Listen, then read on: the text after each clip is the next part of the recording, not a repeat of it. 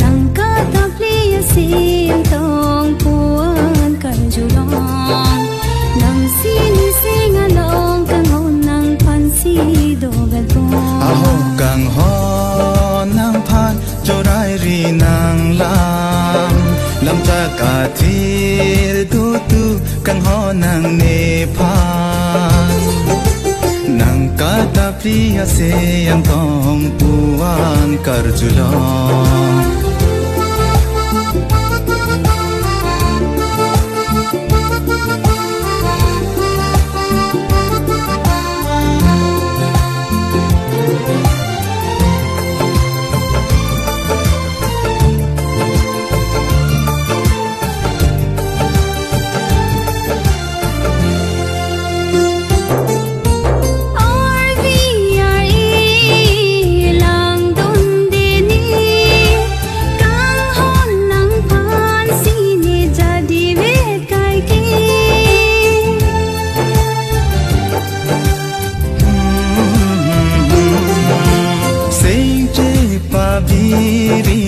kang ho ne phan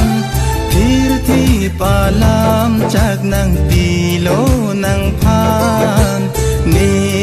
sing a klong pen kang hon do nang phan ni sing a klong pen kang hon do nang phan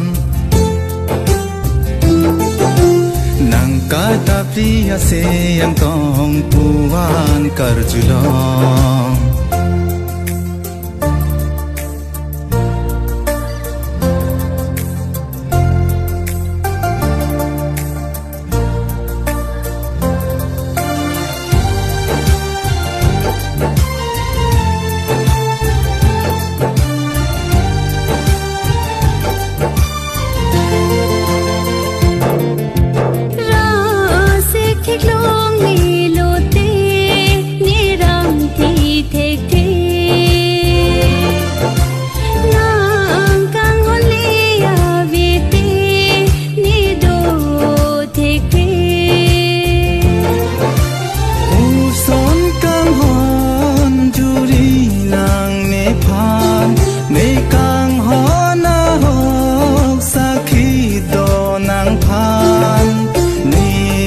nang sabor vet kai ke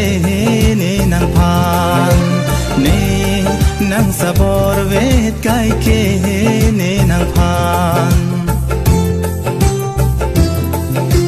nang katapli siyang tong puan karjulong nara nara nara na nara nara nara na nara nara nara